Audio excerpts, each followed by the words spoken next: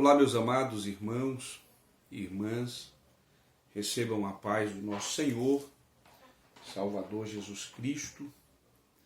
Eu estou aqui para lhes trazer o comentário do capítulo 12 do Evangelho de Jesus Cristo, segundo escreveu o evangelista Marcos.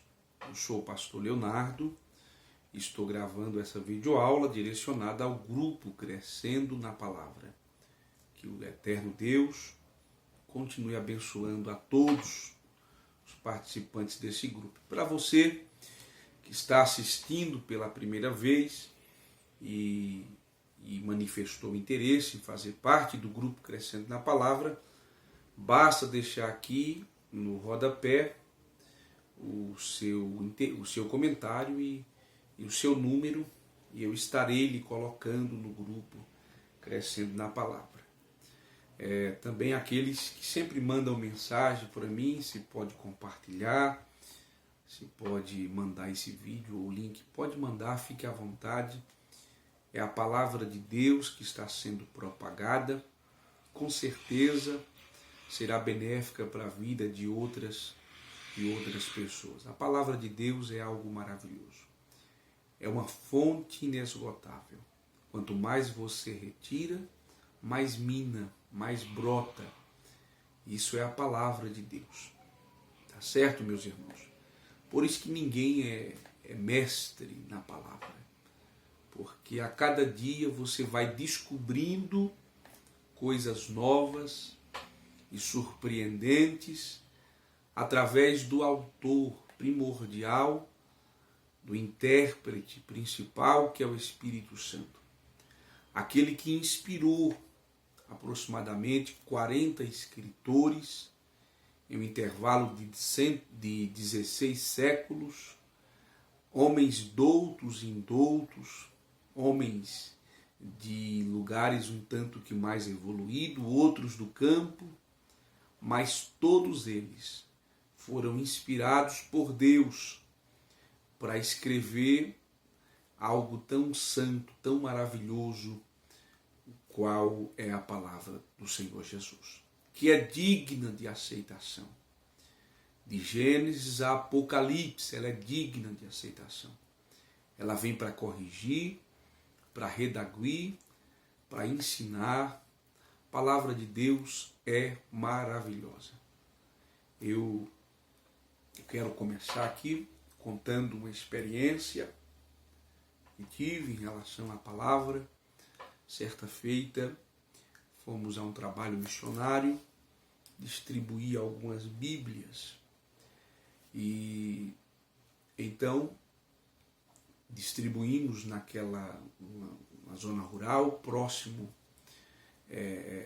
um povo muito simples, e de repente chega uma mulher suada, que estava vindo de uma outra região, ficava distante a quase 10 quilômetros. Aquela mulher cansada, suada, pergunta: pastor, eu vim buscar uma Bíblia. Eu soube que hoje ia distribuir a palavra de Deus, a Bíblia aqui, e eu vim buscá-la. Só que quando eu fui ao carro, olhei na carroceria, eu disse a ela: olha, irmã, todas foram distribuídas. É bem provável que não restou nenhuma. E a lágrima começou a correr. Então eu disse: se a senhora tiver sorte, né, pode ter caído alguma Bíblia na carroceria do carro. Quando eu cheguei lá, na carroceria daquele carro, uma Bíblia, não sei como, caiu da caixa. E aí eu fiquei feliz, porque aquela mulher tinha andado alguns quilômetros a pé, sozinha, para poder receber a Bíblia. Então, quando eu a entreguei, ela abraçou a Bíblia. Ela abraçou a Bíblia assim, apertou, e quando apertou, começou a chorar e disse para mim que não sabia ler. E eu até interroguei o porquê ela queria então. Ela disse: só para ter o prazer de segurar a letra sagrada, a palavra de Deus. Nós precisamos valorizar a palavra de Deus. E eu quero lhes trazer o comentário do capítulo 12. Um capítulo que contém 44 versículos. 44 versículos, capítulo 12 do Evangelho de Jesus Cristo, segundo escreveu o evangelista Marcos. Você que pode, pegue a sua Bíblia, pegue um papel, uma caneta, ou abra o bloco de notas do seu celular, do seu iPad, pegue o seu caderno, e com certeza Deus vai trazer algo novo para o seu coração. O capítulo 12, nesses 44 versículos, está composto de um drama de Jesus em Jerusalém. O drama de Jesus em Jerusalém. No capítulo 11 deste evangelho, nós compreendemos e estudamos sobre a entrada de Cristo em Jerusalém. Quando ele sobe de Jericó para Jerusalém, e alguns fatos interessantes vão acontecendo nessa subida, pois ele está indo para se entregar como sacrifício em prol de um plano para cumprir a lei, para completar a lei. Um plano perfeito, pois nenhum outro homem cumpriu ou teve a capacidade de cumprir a lei. Cristo foi perfeito. Cristo foi perfeito na lei civil, questão civilmente, ele não teve um delito que lhe abonasse. Também foi perfeito moralmente. Na lei moral, Cristo foi um homem ilibado. E, por último, seria na lei cerimonial. Então, quando ele entra em Jerusalém, que ele pede para 2 dos seus discípulos buscar um jumentinho, que ele entra, conhecida como a entrada triunfal. Marcos está narrando para os romanos, que conhecia esse tipo de entrada de generais que estavam vindo das suas guerras e que tinham matado muitos dos seus soldados inimigos e trazendo consigo ouro, prata e joias preciosas que foram saqueadas dos seus inimigos. Esse tipo de narrativa Marcos está escrevendo para os romanos, deixando que assim como um general voltava da sua guerra, trazendo consigo ouro, pratas e muitas mortes inimigas, e ele era recebido com aplausos, era recebido com o alvoroço e os gritos do povo, lhe aplaudindo aquele general todo pomposo, em uma carruagem bonita, com seu exército marchando. Só que essa entrada que Marcos está narrando é do Rei da Glória. Ele está falando de uma entrada do Rei da Glória, montado no filho de uma jumentinha, qual não há glamour, qual não há apresentação humana, mas aquele que estava em cima do jumentinho era o Rei dos céus. Por isso que o povo está estendendo os seus lençóis e os seus ramos e clamando e anunciando e falando da maravilha em recebê-lo. Com isso, quando o Senhor entra, ele agora está enfrentando, desafiando toda a religião que estava corrompida do povo de Israel. Então agora no capítulo 12, ele está em Jerusalém. ele está falando publicamente aos líderes religiosos. Ele está alertando. E a termo de introdução, eu quero destacar 3 assuntos nessa introdução. Primeiro, as oportunidades podem ser perdidas para sempre. Israel, o povo separado por Deus, lá no capítulo 12 do livro do Gênesis, pela segunda vez, o Senhor os chamou Moisés, chamou Abraão, e de Abraão o Senhor separou um povo diferente, um povo que se tornasse diferente de todas as nações, um povo que protagonizasse o plano de Deus para a humanidade. Esse povo foi separado para ser luz, contudo eles desobedeceram a Deus. Contudo, eles perseguiram e mataram seus profetas. Rejeitaram a mensagem e perdeu a oportunidade. Jesus está mostrando no capítulo 12 que eles tinham perdido a oportunidade. Contudo, nós vamos ver que em parábolas, Jesus está revelando aos líderes que a sua conduta, a postura deles, os levariam à perdição eterna. Eles já tinham matado João Batista. Eles já tinham incitado a morte de João Batista. Agora e posteriormente eles matariam o Filho de Deus. E é justamente, você vai percebendo que do capítulo 1 em diante, o Senhor vai deixando muito claro. Em segundo lugar, a religião pode transformar-se em um sistema de religiosidade corrompida.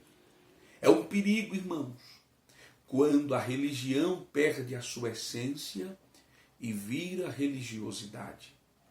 Os líderes, ao invés de promoverem a verdadeira adoração a Deus, transformaram a estrutura religiosa num esquema para buscar o lucro.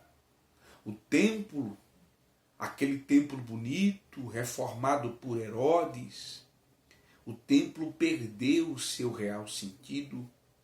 O culto foi secularizado, pois os saduceus eram homens que não tinham o temor dos céus.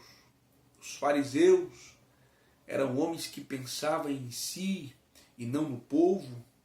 Os rituais sagrados foram esvaziados e o povo afastado de Deus. Dura coisa é quando o sistema religioso vira um sistema de religiosidade. A corrupção humana entra e os homens não são mais atraídos para Deus, são atraídos para os pregadores, para os pastores. Meus amados irmãos, o papel de um pregador é apontar os céus. O papel do pastor é apontar os céus. Eu não posso buscar a minha fama, não posso buscar a minha riqueza dentro daquilo que é espiritual, que deve ser direcionado para os céus. Só que os religiosos, só que os fariseus, os saduceus, os escribas estavam corrompidos, tirando proveito naquilo que era espiritual. Meus amados irmãos, nós vamos ver que, em último lugar, em primeiro lugar, as oportunidades podem ser perdidas para sempre. Israel estava perdendo a maior oportunidade, recusando o Filho de Deus. e posteriormente mandando matá-lo, criando uma situação por ciúmes, por inveja, para poder matar Jesus.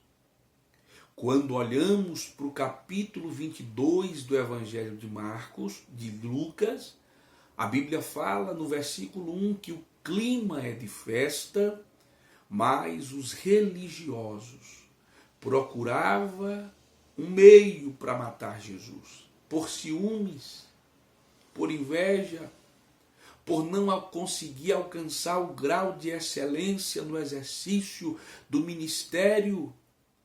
Quando esses homens não conseguem eliminar, esconder você, te matam. É o que os fariseus fazem por inveja. Pois o povo estava onde Jesus estava. As sinagogas começaram a se esvaziar quando eles expulsaram Jesus das suas sinagogas.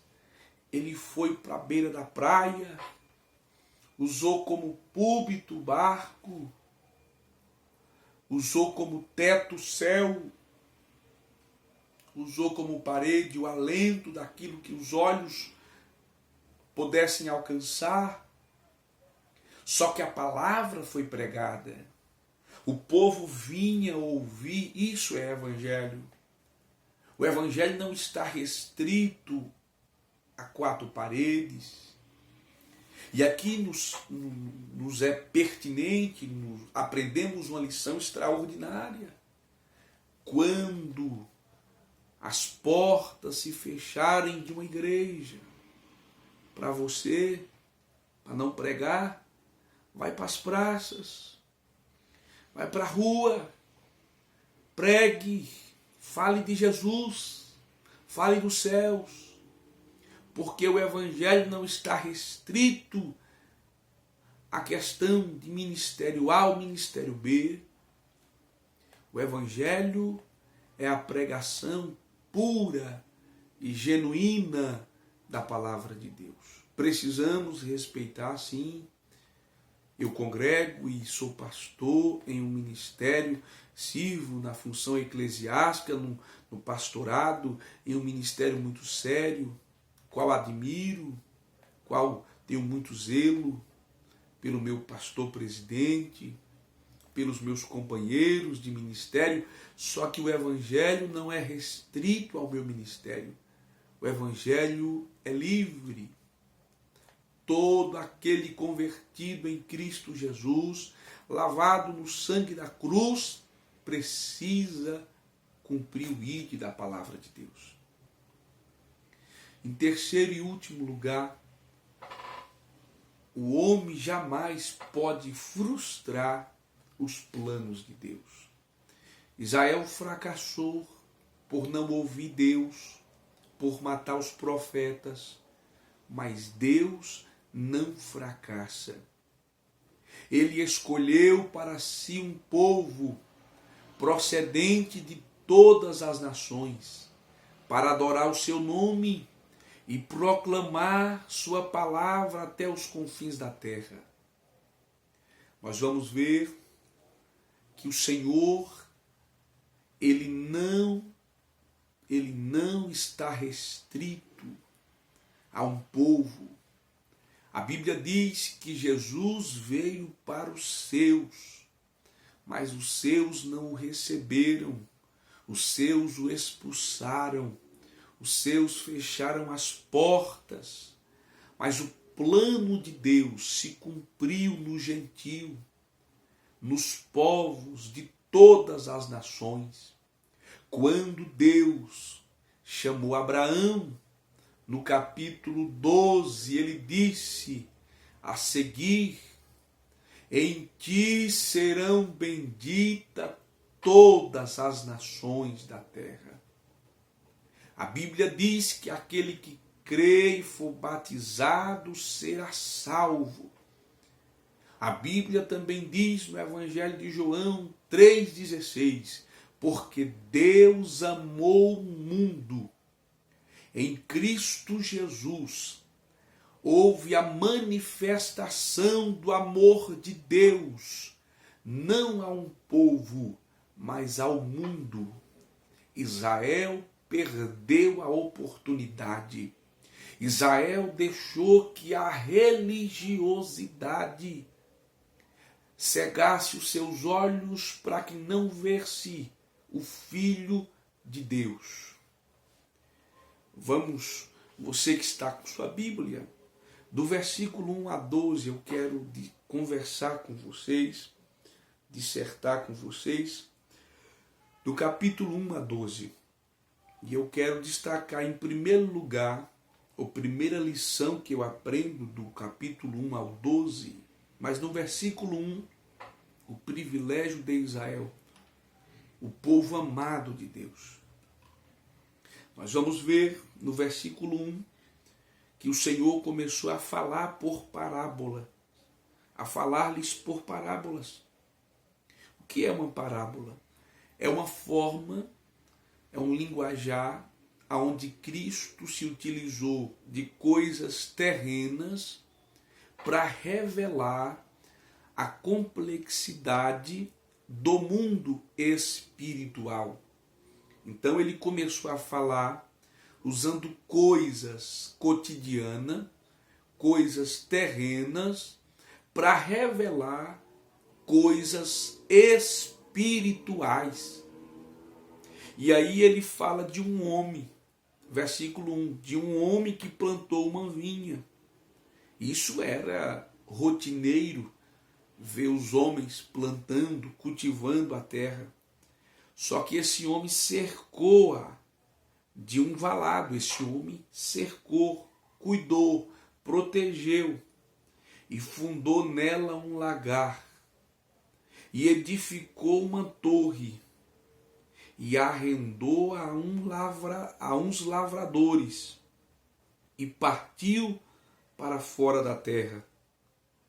E chegando o tempo, mandou um servo aos lavradores para que recebesse dos lavradores o fruto da vinha. Meus irmãos, nesta parábola, o homem que plantou a vinha representa o próprio Deus. Representa o próprio Deus. O vinhedo é a nação de Israel.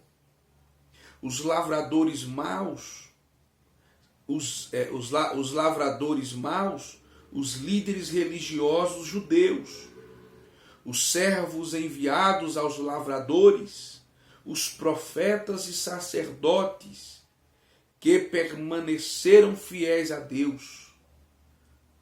O filho do dono da vinha é Jesus. Os outros a quem o Senhor dará a vinha é o gentio. Do versículo 1 ao 12, a interpretação é essa. Nós vamos ver que Israel é a vinha de Deus. Ele cercou, ele libertou, ele sustentou e ele guiou Israel.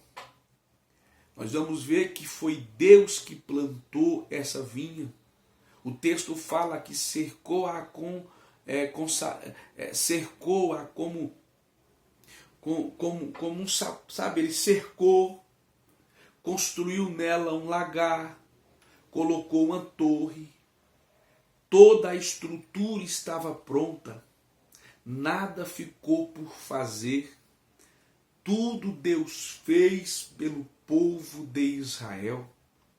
John Charles Hillen diz que Deus deu a Israel suas boas leis e orientações, enviou a uma boa terra, expulsou dessa terra 7 nações. Deus passou esse povo para o outro lado do Jordão. Deus fez desse povo o povo mais privilegiado da terra. Nenhuma família debaixo do céu recebeu tantos privilégios quanto a família de Abraão. Amós capítulo 3, versículo 2. De igual forma, Deus tem revelado a nós também o seu amor sendo nós ainda pecadores. Assim como Deus cuidou de Israel, assim como o Senhor plantou, cercou, construiu, edificou, livrou, lavrou, Deus tem feito isso também no nosso meio. Nada merecemos de Deus e ainda assim Ele demonstra a nós a sua imensa bondade e misericórdia. Meus amados irmãos, precisamos ter cuidado para não tomarmos a mesma postura de Israel, abandonar o Deus que plantou, que cercou, que cuidou, que regou. Precisamos ter cuidado, sim, senhores. Em segundo lugar, Deus tem direito de buscar frutos na vinha do seu povo. Versículo 2, e chegando o tempo, não é fora do tempo. Versículo 2, e chegando o tempo, mandou um servo aos lavradores para que recebesse dos lavradores do fruto da vinha. A vinha não foi dada aos lavradores, a vinha foi arrendada. O dono da vinha ainda é Deus, mas ela foi arrendada a esses lavradores. Meus irmãos, Deus tem direito de procurar frutos. O versículo 2 revela o direito de Deus procurar frutos. A graça percebe que a graça nos responsabiliza. Deus esperava fruto de Israel, mas Israel tornou-se uma videira brava. Lá em Isaías 5, de 1 a 17, trata sobre isso. Servo após servo veio a Israel, procurando frutos, e foi desprezado vazio. Versículo 3, mas estes, apoderando-se dele, o feriram e mataram e mandaram embora vazio. O versículo 2 fala que chegando o tempo, foi enviados servos àqueles lavradores, mas os lavradores feriram, machucaram os servos e foram enviados vazios. Aqui está falando da postura de Israel em matar os profetas, em matar os sacerdotes, em matar aqueles homens que proclamavam os céus com verdade. Os profetas foram enviados por Deus, mas voltaram vazios. Milagre após milagre foi operado entre eles e nenhum resultado. Israel só tinha folhas e não frutos. Quando olhamos para o capítulo 11 de Marcos e o versículo 12 a 14, quando o Senhor se dirige àquela árvore que estava ali, e ele não encontra fruto, mas só folhas, ele amaldiçoa. Aqui o Senhor está falando para os líderes religiosos. Deus nos escolheu em Cristo para darmos frutos. Evangelho de João, capítulo 15, versículo 8 diz: nisto é glorificado meu Pai, que deis muito fruto, e assim sereis meus discípulos. Em terceiro lugar, do versículo 3 a 8, a rejeição contínua é deliberada do amor de Deus. Versículo 3 a 8, mas estes, apoderando-se dele, o feriram e mandaram embora vazio, e tornou a enviar-lhes outro servo, e eles, apoderando, o feriram na cabeça, e o mataram, e o mandaram embora todo afrontado.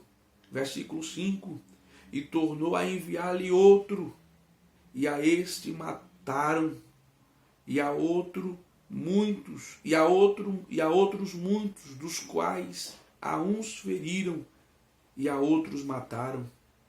Tendo ele, pois, ainda um, seu filho amado, enviou-o também a este por derradeiro, dizendo: ao menos terão respeito ao meu filho. Versículo 7. Mas aqueles lavradores disseram entre si: este é o herdeiro, vamos matá-lo, e a herança será nossa. E, agarrando-o, mataram e o lançaram fora da vinha. Meus amados irmãos, a rejeição contínua é deliberada pelo amor de Deus. Ao longo dos séculos, Deus mandou seus profetas para falar com a nação de Israel. Essa é a interpretação. Mas eles rejeitaram a mensagem. Eles perseguiram e mataram os mensageiros. Nós vamos ver que eles fizeram isso. Quanto mais Deus demonstrava a eles seu amor, mais o povo se afastava de Deus e endurecia a sua cerviz. A cerviz fica aqui, não se dobrava, não se encurvava. Finalmente, Deus enviou o seu Filho. Versículo de número 6. Deus enviou o seu Filho, mas eles também não o receberam. João capítulo 1, versículo 12 fala sobre isso. Estavam prestes a matar o Filho enviado pelo Pai. Os ouvintes de Jesus, ao mesmo tempo que ouviam essa parábola, estavam vendo e percebendo o plano maléfico pelos líderes religiosos de matarem o Filho de Deus. Em quarto lugar, o juízo de Deus aos que rejeitam seu amor. Há um juízo de Deus para aqueles que recusam. Há um juízo de Deus para o povo que mataram os profetas, que rejeitaram a mensagem do céu. Quando olhamos do versículo 9, o versículo 9 a 11 diz assim: que fará, pois, o Senhor da vinha? Qual será a atitude do Senhor da vinha? O versículo continua: ele virá e destruirá os lavradores que arrendou a sua terra e dará a vinha a outro. O Senhor está dizendo que tiraria o direito do povo de Israel e daria ao gentio. Ainda não leste, está escrito: a pedra que os edificadores rejeitaram, esta foi posta por cabeça de esquina. Versículo 11. Isso foi feito pelo Senhor, e é coisa maravilhosa aos nossos olhos. Percebe, meus irmãos, que há um juízo. Sim, há um juízo de Deus. A rejeição e a atitude desse povo. Deus pune os rebeldes e passa a vinha a outro. A oportunidade de Israel cessa e aos gentios é aberta a porta da graça. A oportunidade para Israel se cessou, então é aberto ao gentio a oportunidade da graça. Israel rejeitou o tempo da sua visitação. Israel recusou o tempo da sua visitação. Israel rejeitou aquele que poderia resgatá-lo. Estava entre eles o Filho de Deus, aquele que poderia resgatá-lo. João disse que por ele tudo que existe foi feito por ele, e sem ele tudo que existe não existiria. estava entre o povo de Israel a causa da existência de todas as coisas, a palavra encarnada, aquele que veio para completar a lei, mas eles rejeitaram. A pedra a pedra era conhecida, um símbolo do Messias. Quando Cristo fala da pedra, ele está falando daquilo que o povo conhecia, daquilo que os líderes religiosos conheciam, daquilo que os escribas, que eram doutores, instrutores da lei, conheciam. A pedra é o símbolo do Messias. Quando olhamos para Êxodo capítulo 17, versículo 6, fala sobre isso. Quando olhamos para Daniel 2,34, vai confirmar. Quando olhamos para Zacarias 4 e 7, também vai confirmar. Quando olhamos para Romanos 9, 32 e 33, vai confirmar. Quando olhamos para 1 Pedro 2 a 8, vai confirmar que essa pedra aponta para o Messias. Jesus anuncia um duplo veredicto aqui, irmãos. Um duplo veredicto que foi dado no versículo 10. Ainda não leste esta escritura? Percebe que Jesus, ele não apenas tinha rejeitado o filho, o povo, não apenas tinha rejeitado o filho, mas também tinha rejeitado a pedra. Só lhe restava então o julgamento. Cristo dá o veredicto, né? Só lhe restava o julgamento. Moody afirma que se corretamente entendida essa passagem sobre a pedra, os ajudará a reconhecer que o filho rejeitado pela autoridade do templo virá a ser a pedra angular do novo templo de Deus. Aquele povo estava rejeitando Cristo como a pedra do templo, mas eles estavam recusando a pedra do novo templo de Deus que se manifestaria. Com essa palavra ou com essa ênfase na questão da metáfora, Jesus olha para o além da sua morte, para a sua vindoura ressurreição e a edificação de uma nova casa para todas as nações. Cristo está mostrando para o presente e para o futuro com essa interpretação. Em quinto lugar, o endurecimento em vez de quebrantamento. Versículo 12, leia comigo.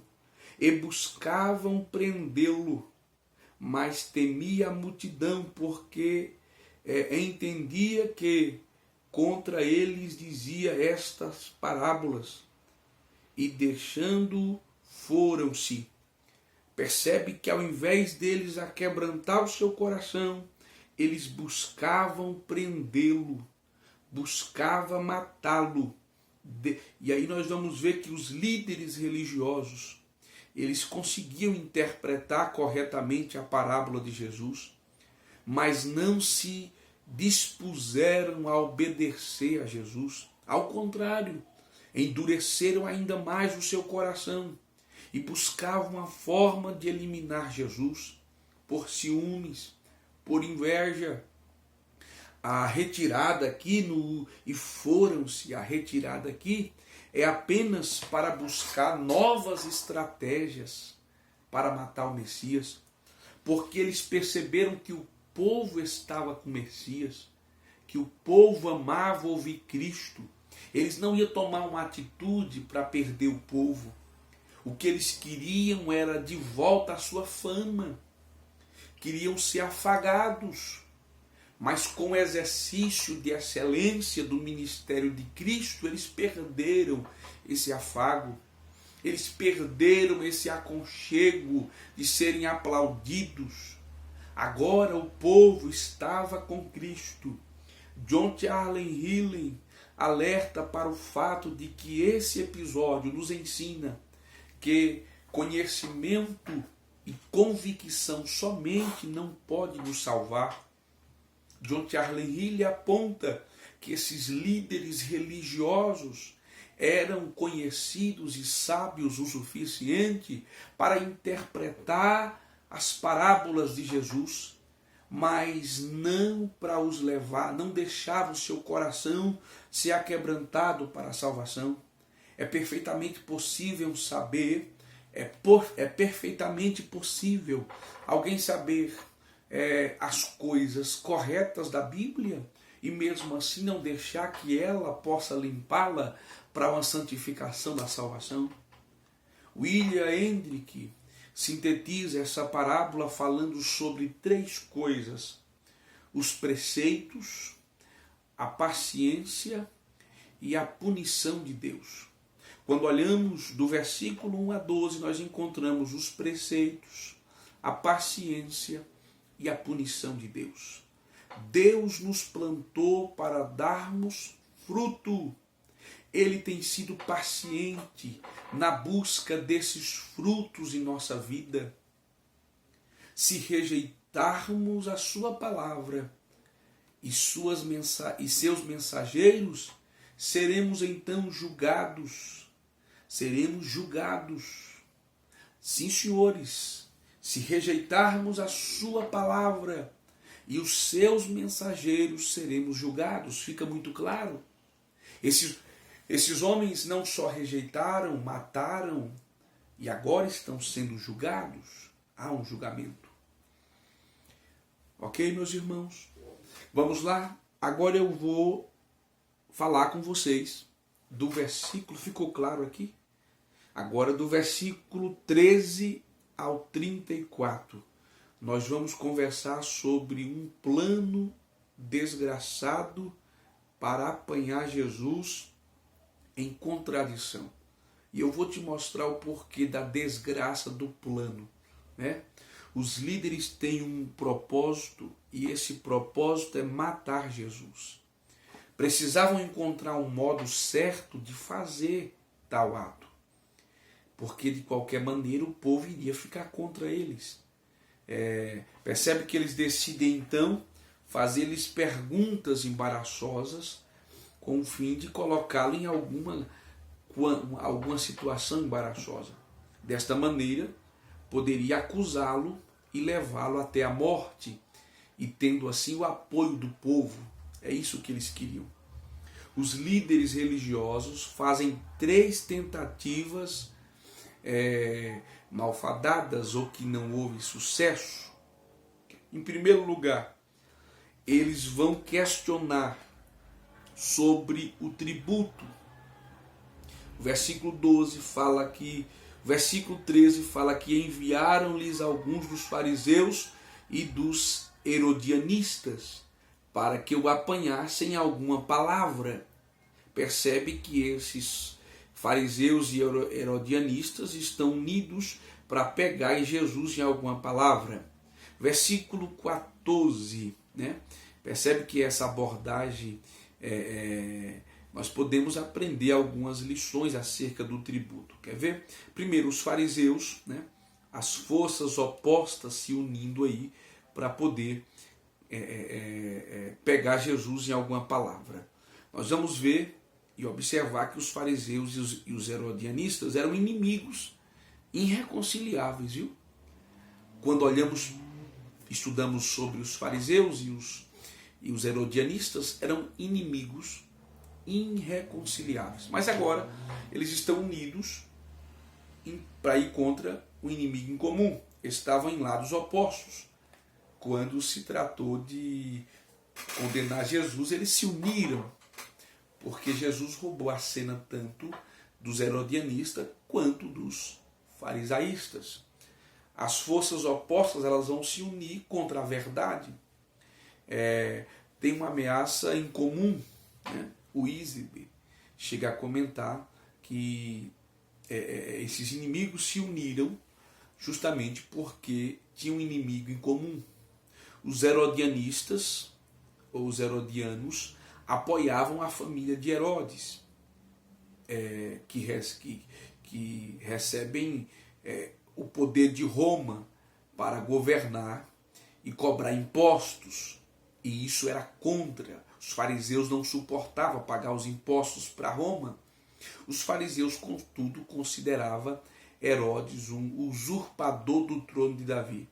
E ele se opunhava e eram taxativos da questão dos impostos que Roma cobrava. Então percebe que eles eram contra Roma, os fariseus contra Roma, os herodianos a favor de Roma.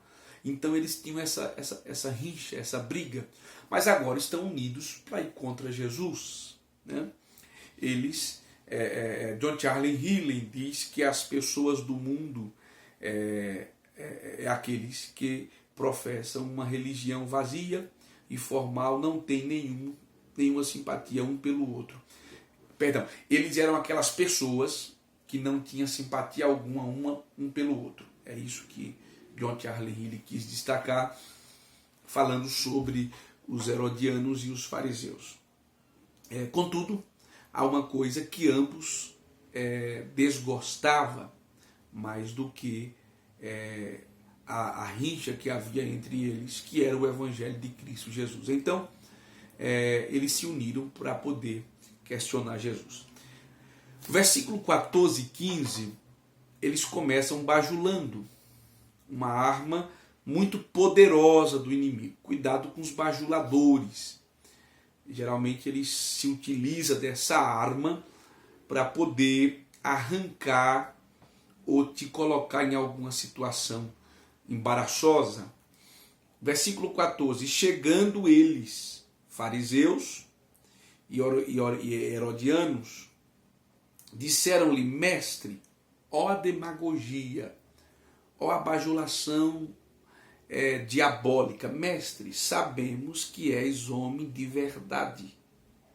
Eles não acreditavam em Jesus, mas aqui é um fariseu, aqui é um herodianista e um fariseu falando: sabemos que és homem de verdade e não te importas com quem quer que seja, porque não olhas a aparência dos homens, antes com verdade ensina o caminho de Deus. Eles nem, olha, irmão, é lícito, agora vem a armadilha após a bajulação. É lícito pagar tributo a César ou não? Eles perguntam: é lícito pagar tributo a César ou não? Pagaremos ou não pagaremos? Meus irmãos, uma pergunta maliciosa. Eles estavam seguros de que qualquer que fosse a resposta de Jesus, ele estaria em situação embaraçosa. Se Jesus respondesse sim, o povo estaria contra ele, porque tinha o povo do lado dos fariseus que não queria pagar tributo, pois ele seria visto como alguém que apoiava o sistema romano e idólatra. Então Jesus ia perder uma parte da multidão se falasse sim. Se a resposta fosse não, os herodianos, que no caso Roma, estaria contra ele, e os herodianos se apressaria em denunciá-lo, ou denunciar as autoridades romanas, acusando de rebelião. Se Jesus respondesse sim, ficaria em situação embaraçosa. Se respondesse não, também ficaria em situação embaraçosa. Só que Jesus é mestre. Jesus é mestre. Jesus, ele conhece os corações, ele esquadrinha os corações. Se sua resposta fosse sim, poderia causar um dissabor no meio daquele povo. E nós vamos ver que uma resposta que Jesus dá, uma resposta bem desconcertante para aqueles homens. Versículo 15, então ele, Jesus, conhecendo a sua hipocrisia, disse-lhes: por que me tentais? Trazei-me uma moeda para que eu veja. Jesus conhecendo a hipocrisia, ninguém engana Jesus, irmão.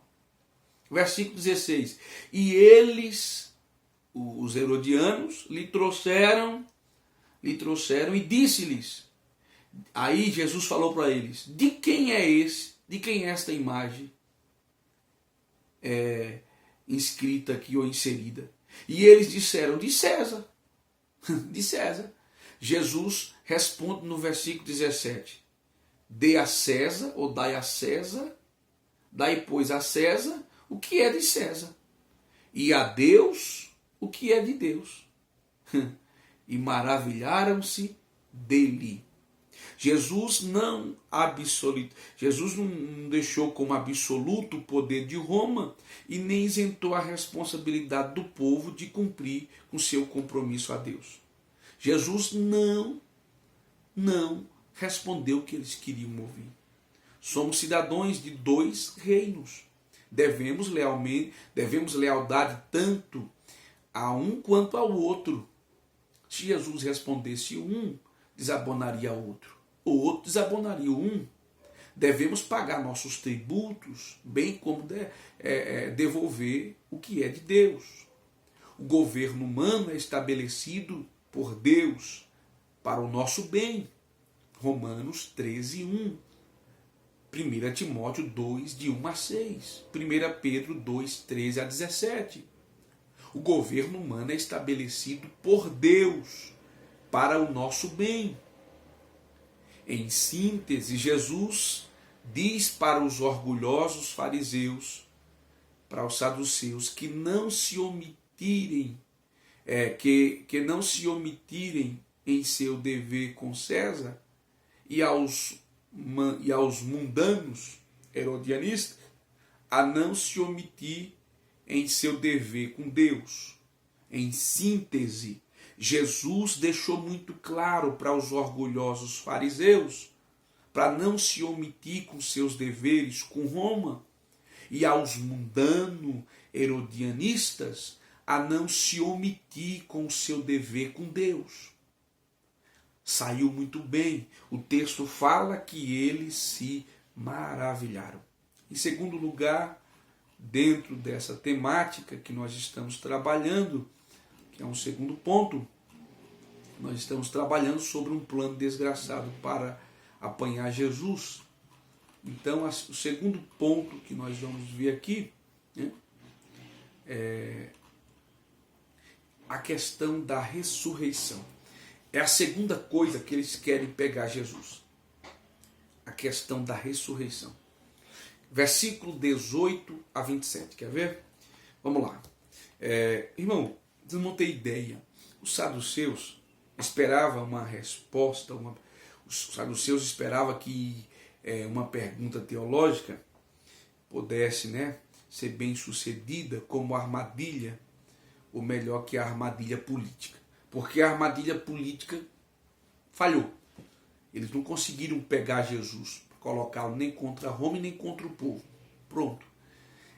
E essa pergunta, nós vamos aprender algumas lições aqui, são lições solenes, tá ok? Do versículo 18 em diante.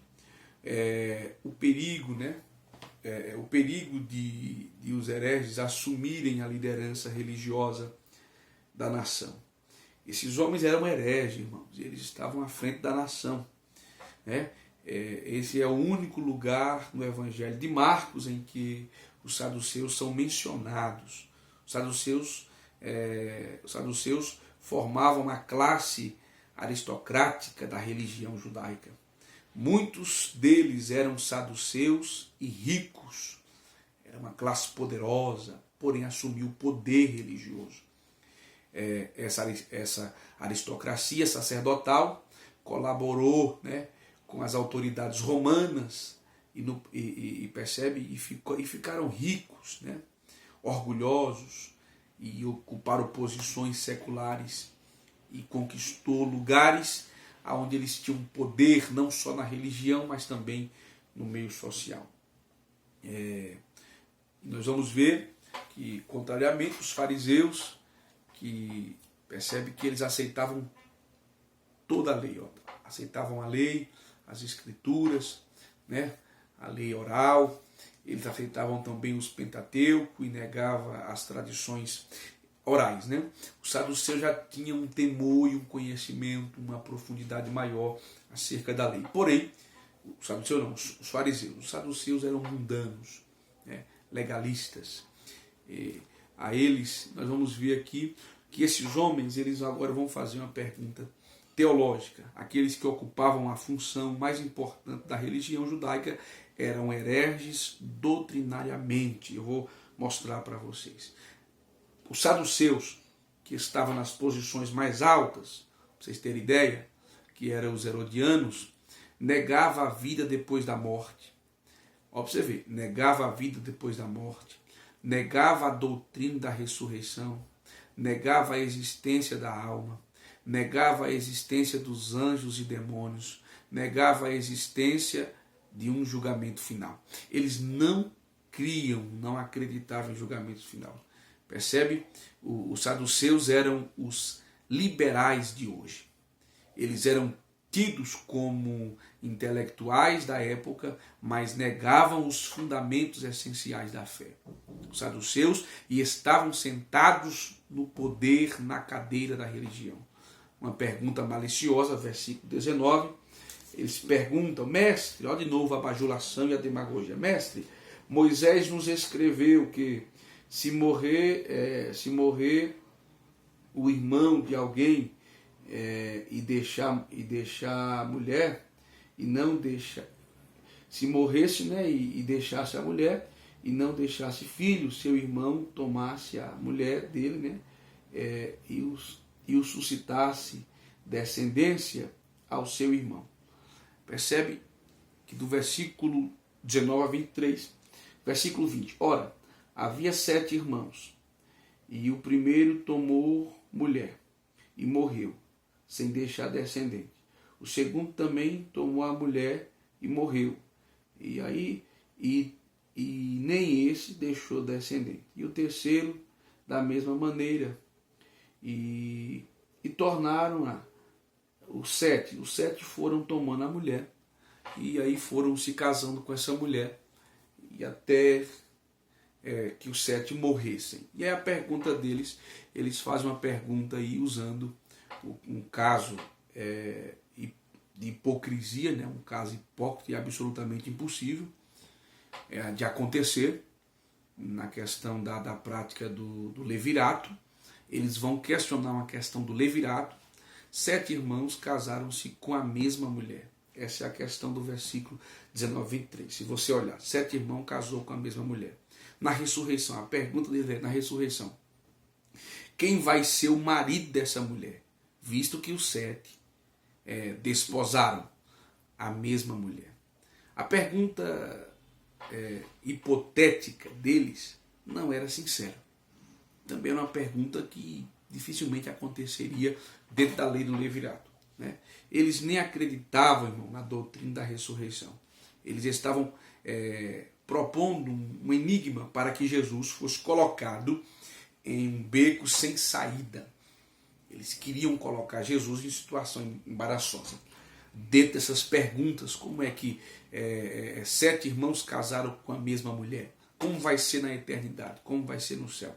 John Charles Healy diz que nós devemos estar apercebidos acerca de 3 coisas em relação aos incrédulos.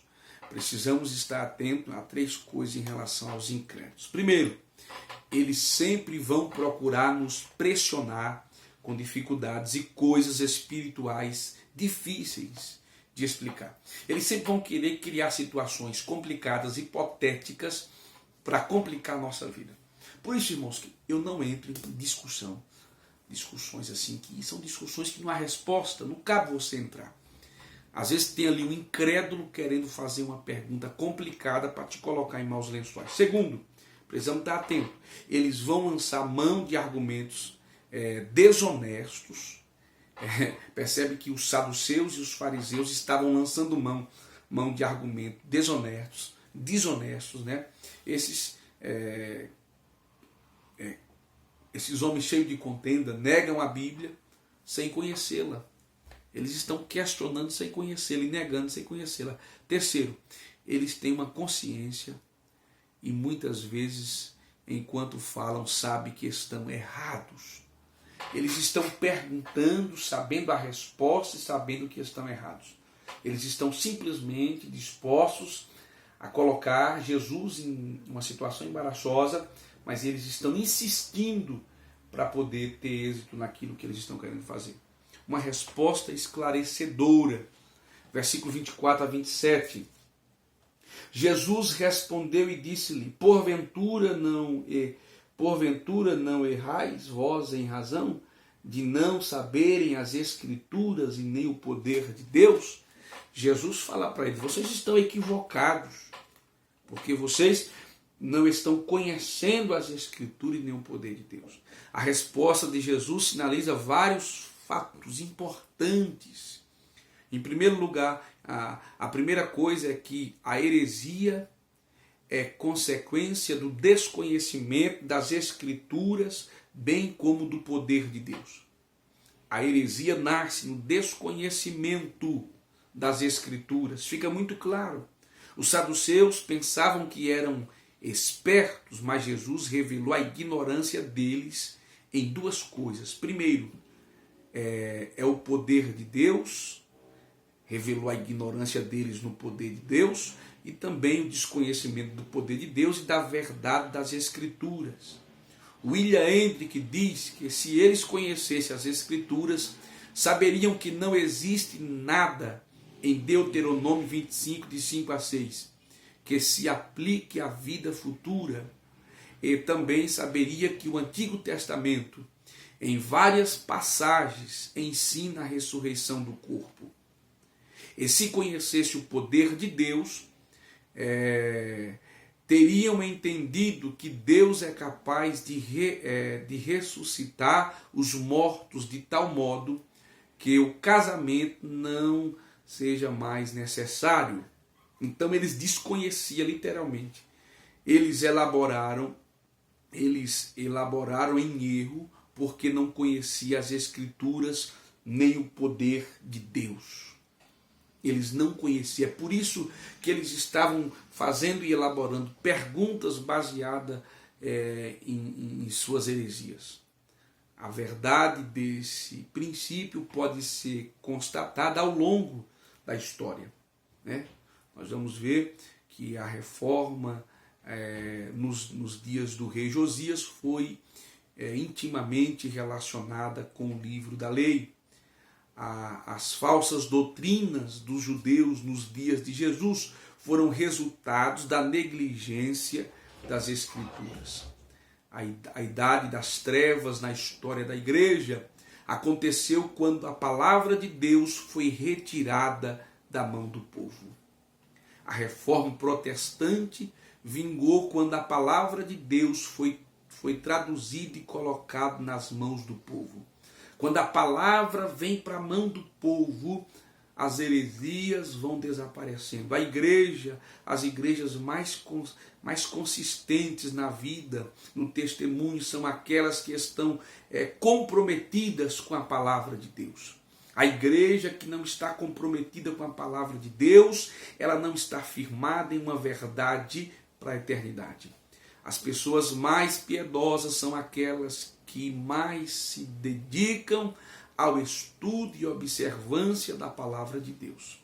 Os saduceus professavam crer na lei de Moisés, mas desconheciam o seu ensino sobre a doutrina da ressurreição.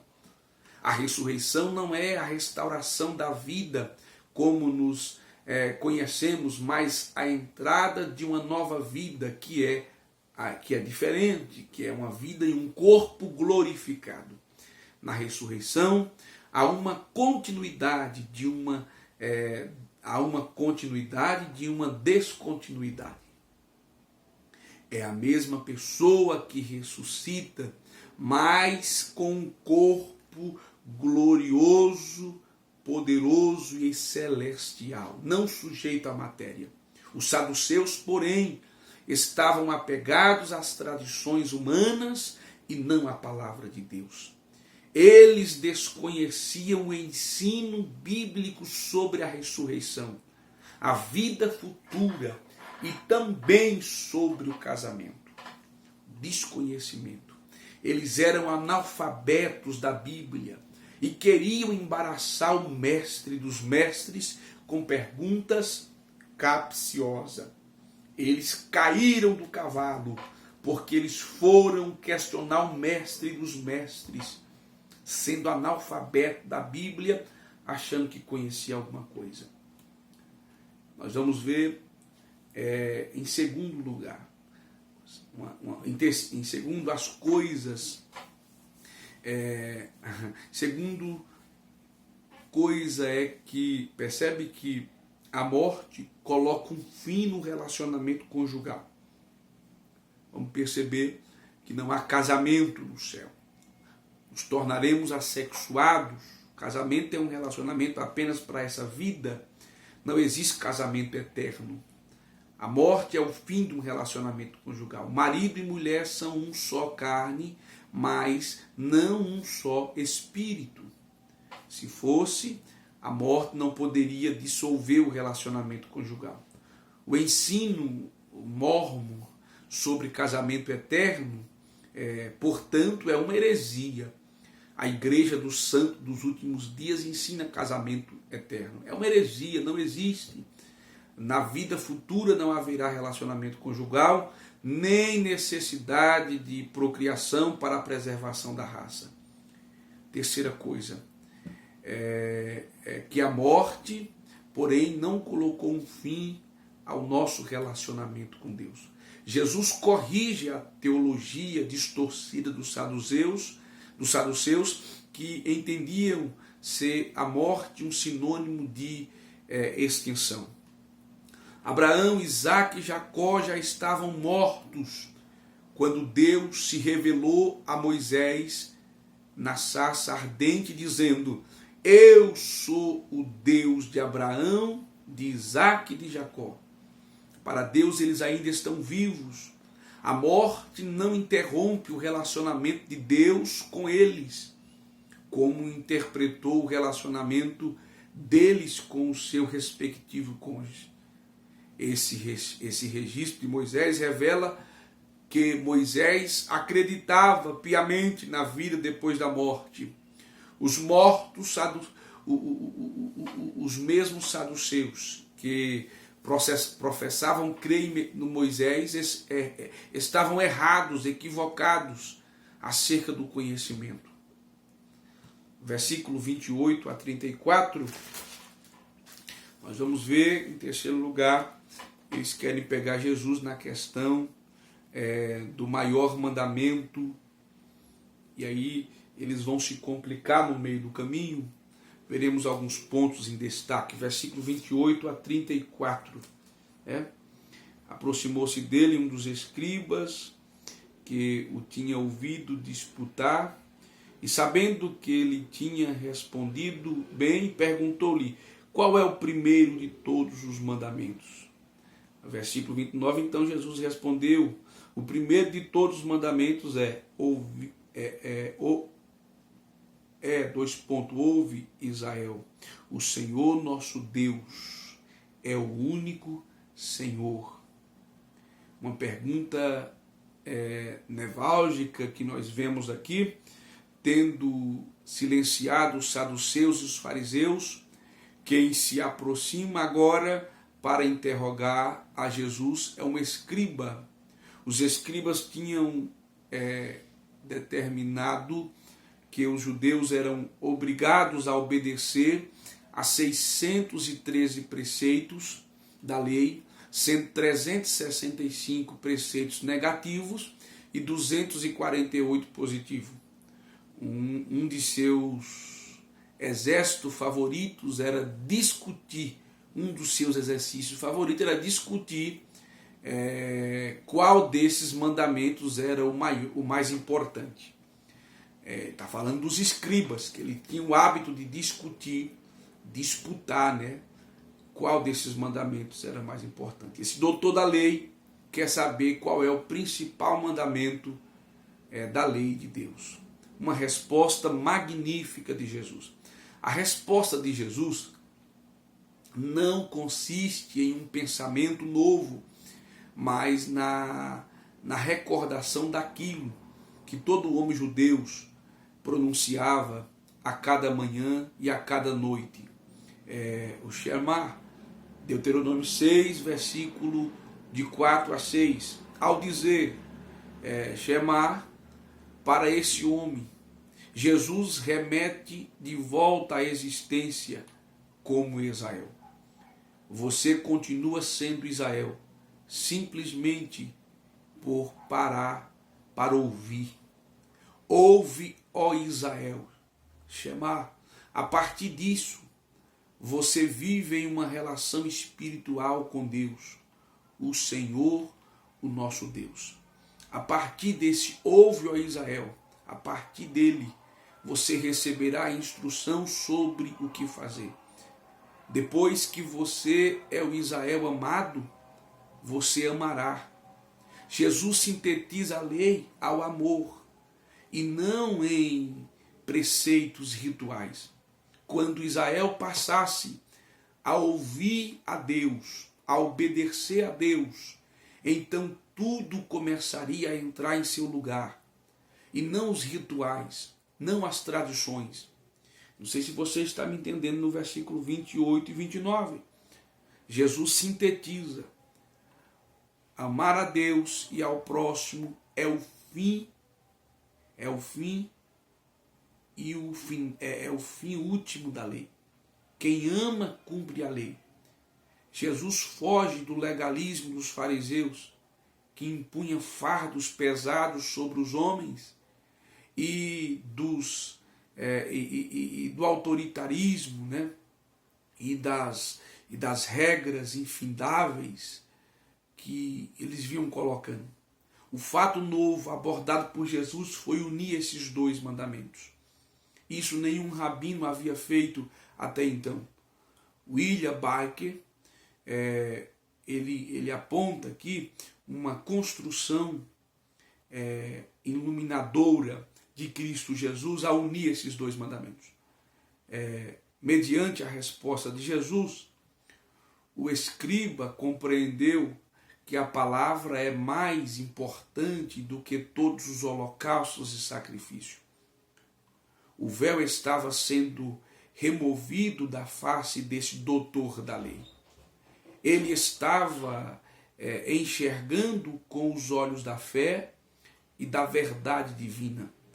Deus está mais interessado em pessoas do que em rituais. Versículo 30. Amarás, pois, ao Senhor teu Deus de todo o teu coração, de toda a tua alma, de todo o teu entendimento e de todas as tuas forças. Este é o primeiro mandamento. Versículo 31. O segundo é semelhante a este. Amarás ao teu próximo como a ti mesmo. Não há outro mandamento maior do que este. Não há. Né? Deus está mais interessado. Deus estava mostrando que o seu interesse era em pessoas e não só em rituais. Uma afirmação surpreendente. Jesus disse que aquele escriba não estava longe do reino. Versículo 31. E o segundo mandamento, versículo 32. E o escriba lhe disse: muito bem, mestre, com verdade. Aqui não há mais demagogia, aqui não há mais hipocrisia. O escriba está de fato maravilhado com a resposta de Jesus. Mestre, com verdade disseste que há um só Deus e que não há outro além dele. Versículo 32.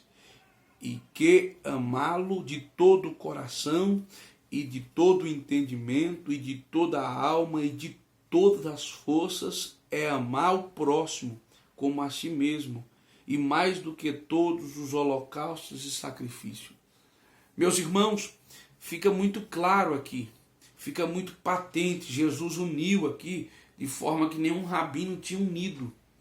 E Cristo mostrou que ouvir a Deus, amar a Deus, é superior a qualquer sacrifício ou holocausto. E, consequentemente, amaremos ao próximo. Sim, senhor. A compreensão exata, né? Nicodemos era mestre em Israel, mas não tinha nascido de novo e por isso ainda estava fora do reino de Deus. Nós vamos ver aqui que o Senhor está falando, versículo 34. Jesus, vendo que havia respondido sabiamente, disse-lhe: não está longe do reino de Deus. E já ninguém ousava perguntar-lhe mais nada. Ninguém queria mais perguntar nada para Jesus, pois as suas respostas foram muito cabais e diretas. Versículo 35 a 37, a pergunta de Jesus. Jesus,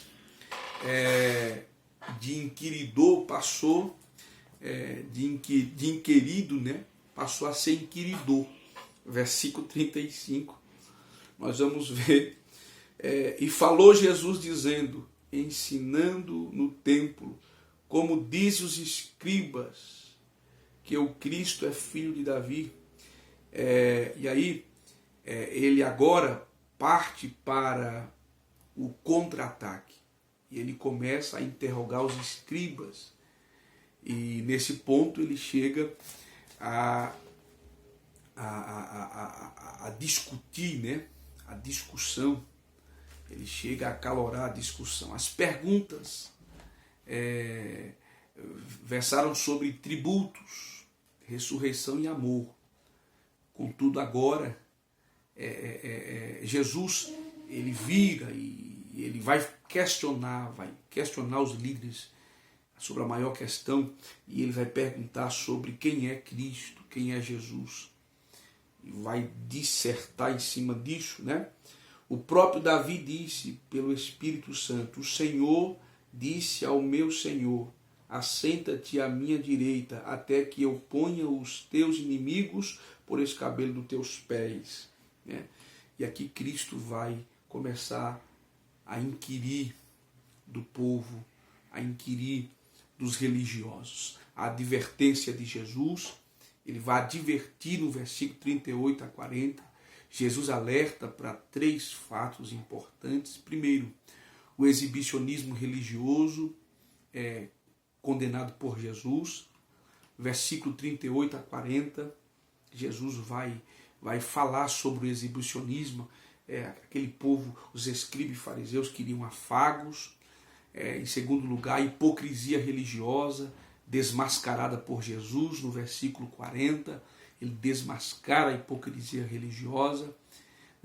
Eles eram gananciosos, eles eram homens que estavam mais atrás de benefícios próprios do que do reino de Deus. Em terceiro lugar, o juízo inevitável proclamado por Jesus no versículo 40. Jesus proclama um juízo que virá sobre a hipocrisia, sobre esses fariseus, sobre os saduceus, homens que estavam tirando proveito das coisas santas. A observância de Jesus no versículo 41 e 44, Jesus observa aqueles que vão ao gasofilácio ofertar, ele está observando. Em segundo lugar, Jesus não se impressiona com a quantidade, ele espera de fato de nós a qualidade daquilo que estamos ofertando, do versículo 41 a 44, e aqui eu vou encerrar a minha fala com vocês, sendo que concluímos aqui esse capítulo de número 12. Que Deus abençoe vocês.